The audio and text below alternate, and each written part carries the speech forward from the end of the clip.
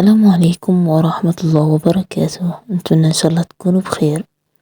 أسمعوا لهذا الأخ السعودي اللي راح يتكلم عن الجزائر كلام جد جميل. أترككم مع الفيديو وما تنسوش الجام باه يطلع الفيديو وربي يحفظكم.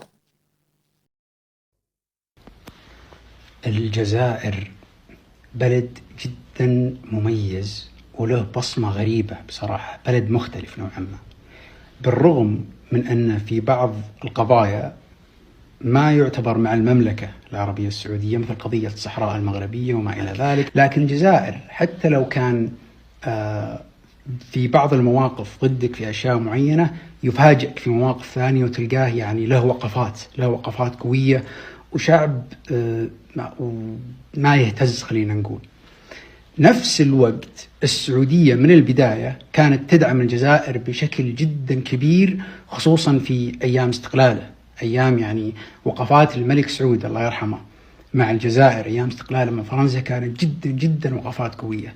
وكان يعني مقولته الشهيرة لما قال الوفد الجزائري: أنتم لستم جزائريين أكثر مني، بمعنى آخر في هذه الحرب ضد فرنسا ومع استقلالكم كلنا واحد، كلنا جزائريين. والسعودية حطت بثقلها كامل لدرجة أنها قطعت علاقاتها مع فرنسا ورفضت أنها تعيد العلاقات إلا بعد ما يتم استقلال الجزائر.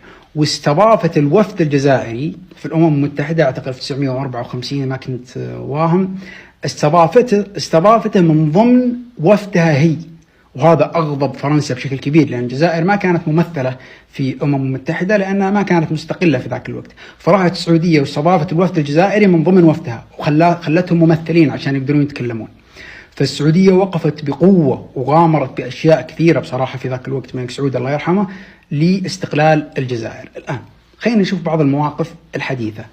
واحد من المواقف الحديثة إعادة بشار الأسد، ولو كان موقف فيه جدا نقاش حوله، لكن في نهاية المطاف وأنا تكلمت عنه كثير، هو الألم أو الشر اللي لا بد منه، الشر اللي اضطرينا أن نسويه لأجل الأمة العربية ولأجل المجتمع السوري ولأجل الجميع بصراحة.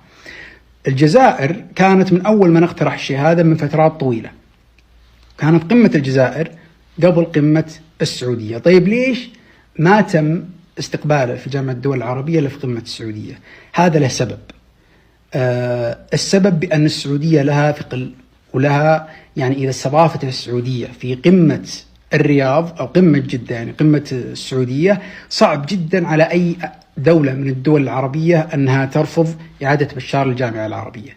فالسعودية أخذت على عاتقها الشيء هذا عشان تضمن بأن الأمور تمشي بسلاسة، وأن إعادته تكون يعني المصالح فيها أكثر من المساوئ. وبس، دمتم بخير.